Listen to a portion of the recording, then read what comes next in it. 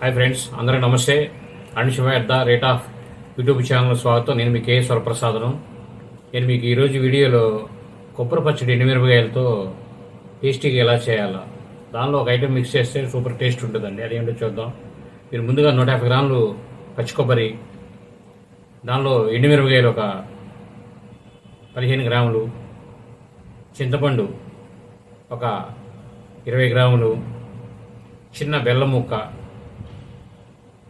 తర్వాత మినువులు, చక్కగా వేపిన మినువులు. మనం దీనికి వేపుతాం చూడండి, సున్నుండలకి. అలా వేపులు మినపగుళ్ళు వేపి పొడి చేసుకొని సిద్ధంగా ఉంచుకోవాలి. ఎండుమిరపకాయలు కూడా లో ఫ్లేమ్లో చక్కగా వేపుకోండి.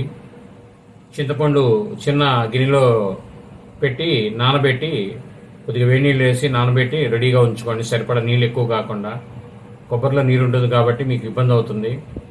తక్కువ నీళ్లు పోసుకొని నానేటట్టుగా చింతపండు రెడీ చేసుకోండి. ఎందుకంటే మనకి దానిలో తొలకలు అనేది ఒకసారి వస్తుంటాయి. అలా కాకుండా మీరు ముందుగా కొబ్బరి శుభ్రంగా సన్న ముక్కలు తరుక్కొని శుభ్రం చేసుకుని కడిగి సిద్ధంగా ఉంచండి. మీరు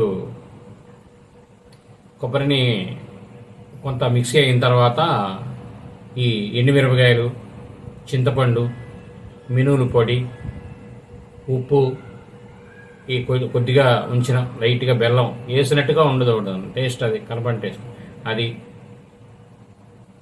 మొత్తం కలిపి మిక్సీ చేసి కొద్దిగా టైట్గా ఉంచండి. ఇలా మీరు 2-3 రోజులు మీకు పైన వాడుకోవచ్చండి. ఇది ఇలా మిక్సీ చేసి టైట్గా ఉన్న పచ్చడిని మొత్తం జాగ్రత్తగా తీసి తడి తగలకుండా ఓ బాండీలో తాలింపు గింజలన్నీ వేపుకొని కరివేపాకు వేసుకొని అవన్నీ దూరగా ఏగనిచ్చిన తర్వాత ఈ పచ్చడి అందులో వేసుకొని సిద్ధంగా ఉంచండి. ఈ ఎండుమిరపగా ఉంటుంది.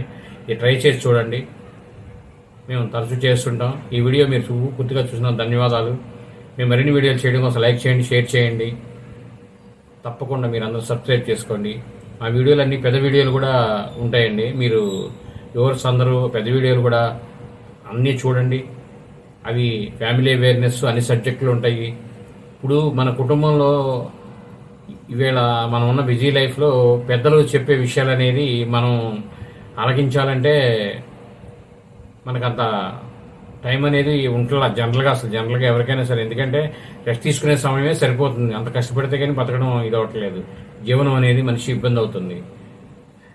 నేను చెప్పేది ఏమిటంటే, నేను నా అనుభవాలుగా, నా జీవితానుభవాలు అనేది అనుభవాలు మీకు సలహాల రూపంలో నేను నా అనుభవాన్ని అనేది తెలియజేస్తున్నాను. చిన్న చిన్న టిప్స్ కింద.